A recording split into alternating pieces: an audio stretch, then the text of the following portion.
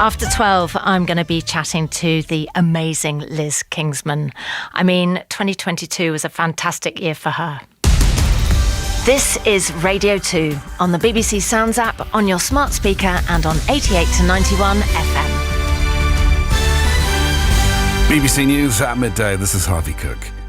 The former Pope, Benedict XVI, has died in the Vatican at the age of 95.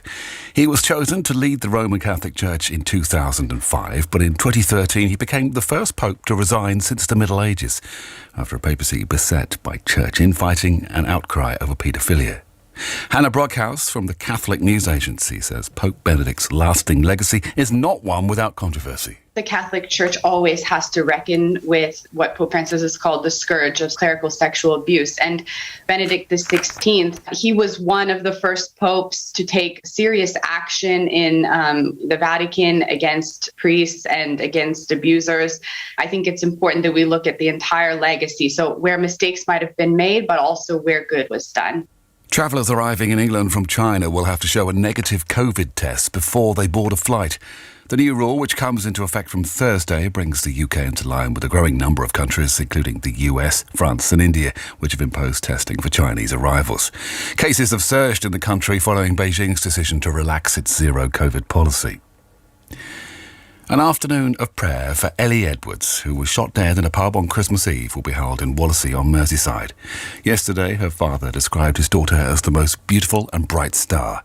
Canon Philip Moore, who will be leading the prayers, says there's still a sense of disbelief in the community. The community is in a state of shock. It's saddened, devastated, but I would say the community is hurting at the moment, and we want to reach out to the community as local churches just to begin the process of healing. I think that's what we will be trying to do today.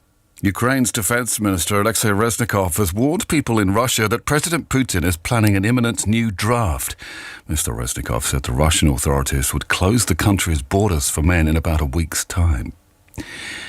The chief executive of the NHS in Wales is urging people to dial 999 only if it's urgent to try to ease the pressure on emergency departments as they tackle rising flu hospitalisations.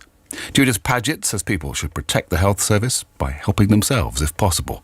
The Chief Medical Officer for Wales, Sir Frank Atherton, says the situation is extremely challenging. Things have got worse this year for a couple of reasons. One is, of course, we're not out of the pandemic yet, but also flu has hit us quite hard this year. Added to all of that, we have a real problem in social care with not enough capacity to support people to be discharged safely from hospital. And a man who vowed to complete a marathon on every day of 2022 to raise £1 million for charity is undertaking his final run. Gary McGee from Cumbria has run 22.2 miles a day since the 1st of January, with donations going to cancer support. He's due to finish his final marathon at about 2 o'clock. That's the BBC News at 3 minutes past midday. Now, Davina McCall. Thank you, Harvey. And I'd like to say Happy New Year, Fiji. Yes, we're going to say Happy New Year to various countries around the world as it happens.